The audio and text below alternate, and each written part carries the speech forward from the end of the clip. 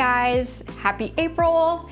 It is spring. The weather is finally almost hitting 70 degrees here in Washington, which is really nice. The fresh air has been really nice. I have a little update for you, which I'm really excited about. I'm starting a new job within the next couple weeks, and I'm leaving the two that I'm currently working. I've been feeling really anxious about this because change can be really hard, but I'm also really excited for the opportunity. I'll still be a barista, but I'm gonna be getting better pay. My hope with this is that I'll be able to get comfortable with this job and just be able to put my energy into progressing on my art on the side. That being said, I've been through so many big life changes within the past year that sometimes I kind of wonder, am I putting my nervous system under too much stress? I really love looking into the connection between the nervous system and like creativity. There's a lot of creators that I watch that talk about this subject. One of them, his name is Kev vanderzel.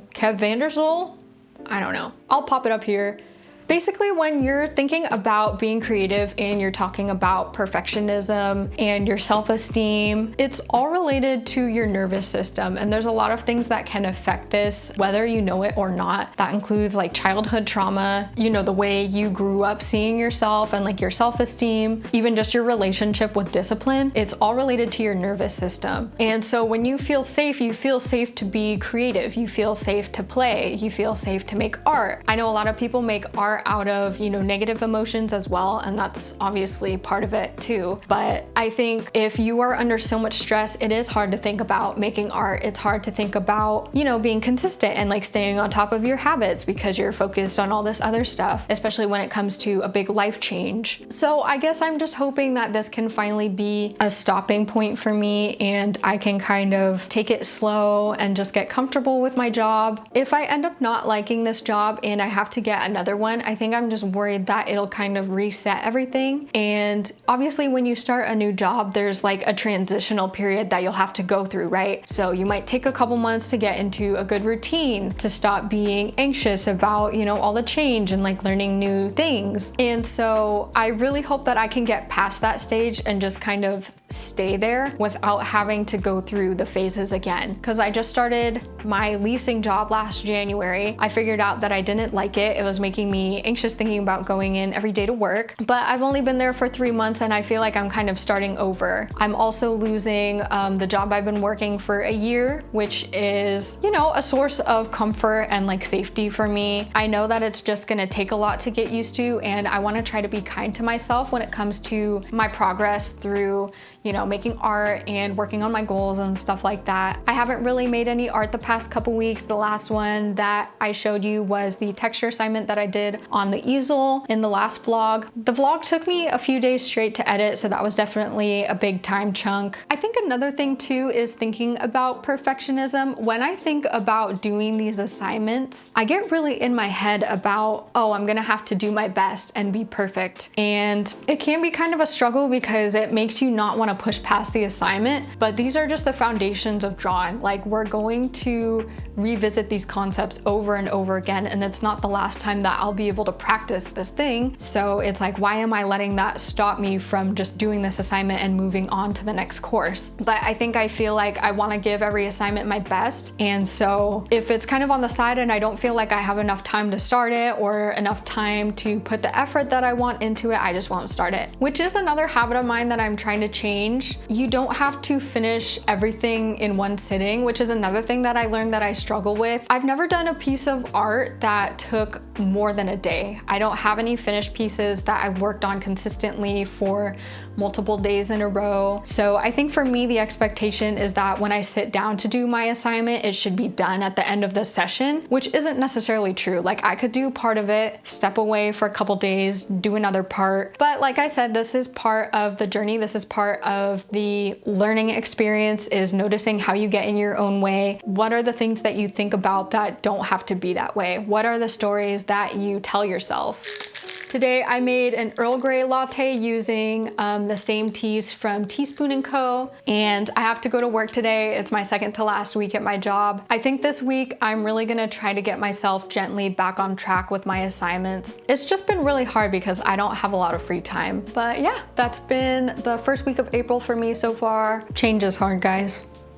I think the biggest thing about this too is that getting a job doesn't mean that you're setting aside your goals for art. It doesn't mean that you're giving up on your dream. It doesn't mean that you're not gonna work on it. And when you stop making such a big deal out of not working on something for a certain period of time, whether it's because you had a big life change or because you're just low energy, because like I said, every week is gonna be different. We're gonna have different energy every day. You feel a little bit better about taking a break because you know it's not going to affect you as much. You know it's not going to be as detrimental. You know that you can just pick it back up and start working on it, even if it's a little bit at a time. So I think for me, just making that mind shift change has been helping a lot.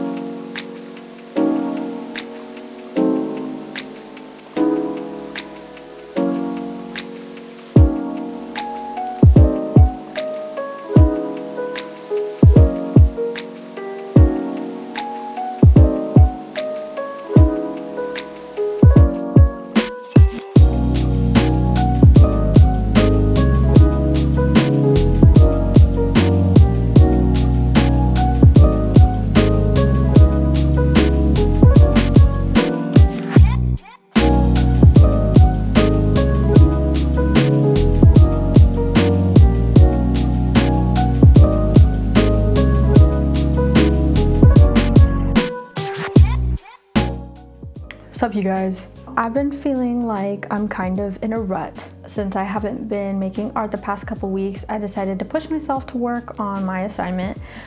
So I did this, and it's like watercolor feathers to describe values on a cylinder. We had a watercolor sketching workshop for the cohort that I'm in for New Masters Academy, and it was really refreshing to see how we could just use watercolor to kind of just sketch like a painting or like an image that we took as like a reference. And so doing the assignment kind of reminded me of that. I think whenever I think about painting, I think about doing a big project or a big finished piece. I'm trying to catch myself and see like where I assume things need to be done a certain way. So like for painting, I expect myself to have to paint a really big piece. When it comes to like drawing, I'm under the impression that I should be working on what I want to learn to draw or doing something productive, because I think to me it kind of feels like if I'm just doing something simple, for example like the Tory painting that I did with my stationery, I feel like because it was pretty relaxing and it wasn't that challenging, it's almost like it was a waste of time, even though I know that's not the truth. And so since I've been trying to put my coursework back on the schedule, I thought maybe that could also be a little bit counterproductive sometimes. So now I'm wondering if doing coursework is really the best way for me to get out of this. Like forcing myself to finish my assignments and do the learning. I think it can be good, but I don't think that's the only thing that I should be focusing on. So I've been thinking of other ways to kind of like refresh myself and like reset. And one of the things that came up for me is usually I listen to like Minecraft music as like background music when I'm like journaling or something. So then I was like, what if what I need to get back on track is to play instead of work? And I was also thinking that could be like with video games, because I haven't really been playing video games even though I want to. I just feel like I don't have the time because I'm focused on other stuff. You know, I'm focused on my job, I'm focused on trying to make art and like doing my coursework and stuff like that. But I feel like I really miss playing. I miss playing Minecraft. I was really into Wuthering Waves for like the last couple years, and I kind of stopped playing because they just keep coming out with like new stuff and like new characters, and it's like really hard to keep up with because you have to have a lot of time commitment to work through all the quests and stuff like that. But I think in a way that could also be refreshing to just kind of let myself relax and be in like my comfort zone, especially after going through a bunch of changes, like having a new job and being stressed at my current job and stuff like that. I also think too, like playing Minecraft is another way to be creative, because obviously you get to build, you get to do whatever you want, but it's in a way that feels more fun than like pressuring. And also today I was looking on YouTube and I found this video where this person was doing little watercolor mood cards, and they were only like squares about this big. And she just had a stack of papers cut to that size ready to go so that she could work on it every day. And basically she just took her watercolors and painted whatever she wanted, whatever she was feeling, using like different colors and shapes. That kind of also reminded me of the watercolor workshop that we did. So I was thinking about trying something like that, like very low stakes, and just kind of seeing where it takes me. I think that could be fun. I was thinking I could also try a drawing challenge because I've never done one before, and I know that can be a really good way to kind of get in the habit of drawing again. Plus I won't need to think so hard about what I actually want to draw. That being said though, I think when I've looked at the prompts for drawing challenges before, I think I feel really stuck. Like I never know what to draw. I never know how to turn it into what I want to turn it into. I think especially seeing people's renditions of stuff on social media, and it's like they do everything with like their OC or like in their style. Or they mix up the prompt with like a bunch of other concepts, and it feels really complicated when they do that, and it doesn't feel like that's something that I can do. But this is the kind of thing that I'm talking about, where it's like I need to catch myself having these expectations when they don't need to be like that. So yeah, I've just been trying to think about what would be best for me right now, what would make me feel better.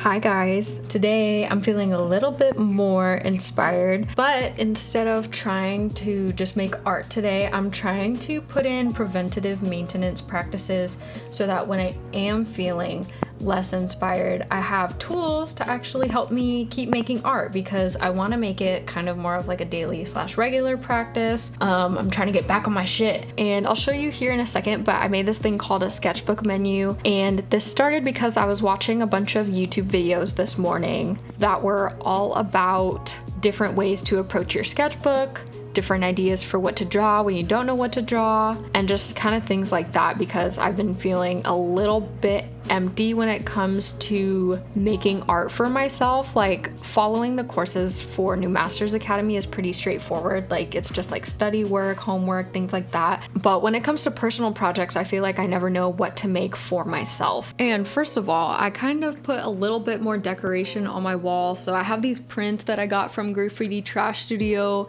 This was an art piece that I remade. I originally made this when I was in, I believe it was either first or like 5th grade or something like that. But one of the fun creative assignments I came across was to remake one of your old artwork pieces. So I redid this. And then I just added some more decorations, but here's a sketchbook menu, and I have this right above my desk so that it's really easy to access.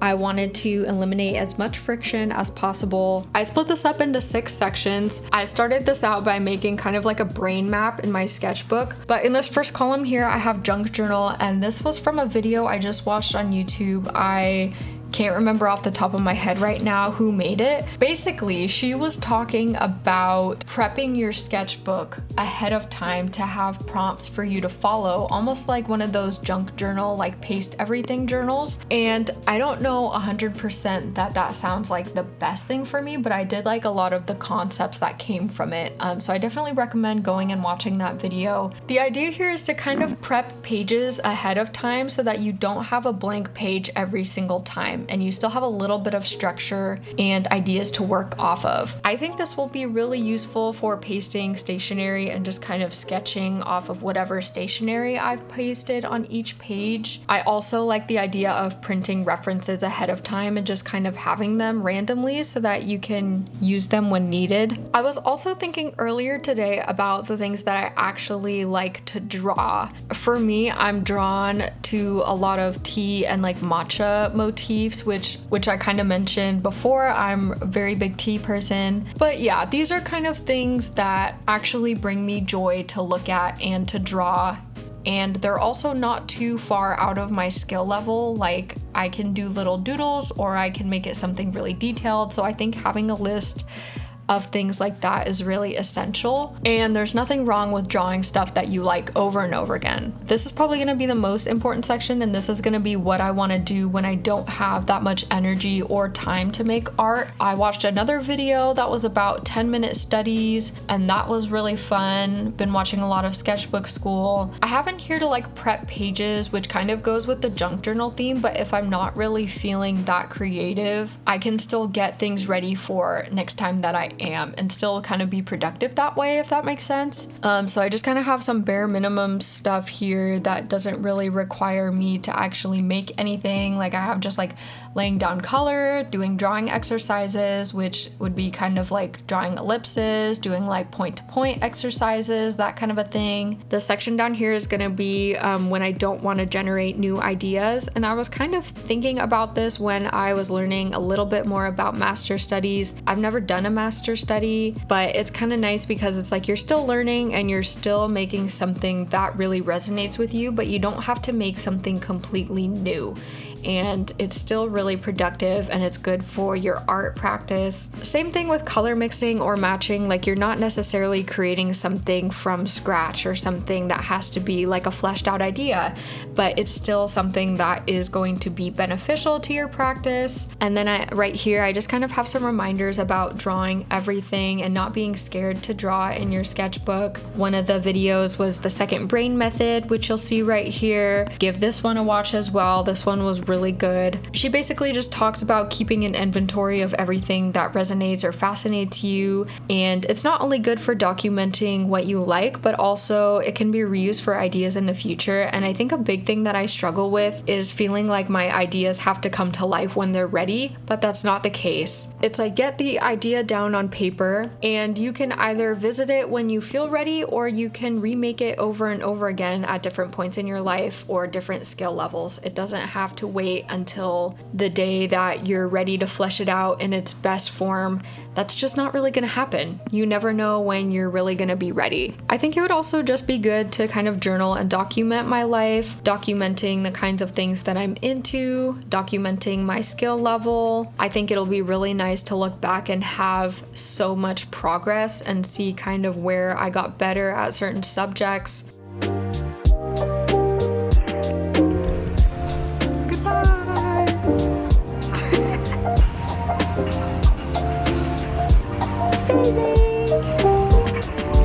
Hi guys, it is April 24th, I think. My room is a disaster. I have been anxious.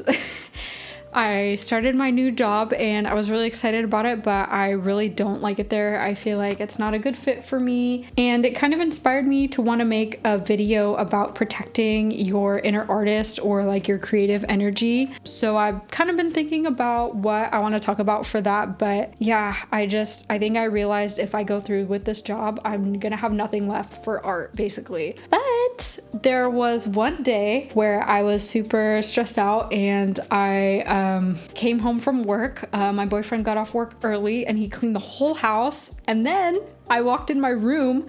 Oh, no. You know what it was? I came home from work and I had this like throbbing, pounding headache, and like I could not even function. I like had to close my eyes and lay down on the bed, and my jaw was hurting, my neck was hurting, my head was hurting. I felt like I was gonna throw up, pass out, like I don't even know what was going on. So I went to sleep for a couple hours, and then my boyfriend was like cleaning, and then I felt better, so I got up and I walked into my room and I was like, he literally built it for me. And I have to get 2 solid doors for the top of this bookshelf. So you can see everything is a disaster. I have stuff everywhere, all over the floor. All of my stationery is like piled down right here. Hi guys, I just want to do a quick little overview of this month. As you can see, my room is still a disaster. After reviewing the footage for this month, I realized that this is a very foodie vlog. Like, I went a lot of places, okay? I went to a lot of cafes, I went to a lot of restaurants, and in editing this, I'm like, if I want to make art videos, why am I putting food and where I'm going into my vlogs? But one, this is also for me. This is for me to look back on and look at my life. And 2, I actually think that it's really important for your creative energy to go out and do things that aren't art, especially things that make you inspired. And for me, a big thing that inspires me is going out to new cafes. I love getting drinks. I love getting bubble tea. I love eating food. I feel like that's something that recharges me a lot. I did what I could with art this month, and I think that's another thing that I struggle with is just accepting how much I did. And I feel like it's easier said than done. Like when I share it with you or when I talk to myself, I'm like, you don't need to get a certain amount done. You don't need to aim to do as much as you can. You know, there's other stuff in this life besides what you're working on. You know, we all only have a certain amount of time to get things done. And sometimes some months you just have to focus on other things, and that's okay. And so that's kind of why I feel like, well, I didn't do enough, or I could have done more. But in reality, I couldn't have. You know, I was talking about that job that I got. Well, turns out I ended up hating it, and I'm not gonna work there anymore.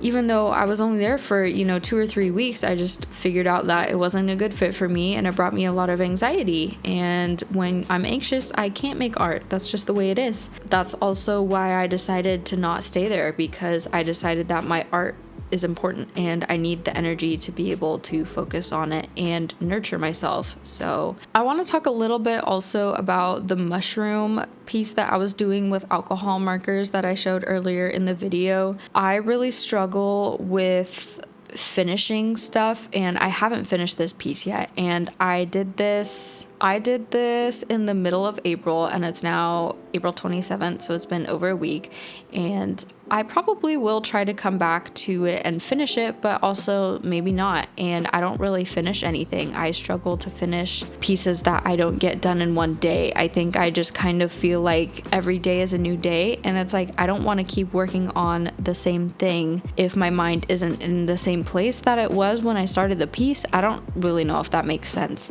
But that's something that I need to work on, because if I want to do bigger paintings, then obviously I can't just knock out a painting in one day. I'm going to have to take a break and come back to it, and I'm going to need to keep that stamina going. So anyway, yeah, this month, a lot of food, a lot of going out, a lot of building relationships, building community, building my circle.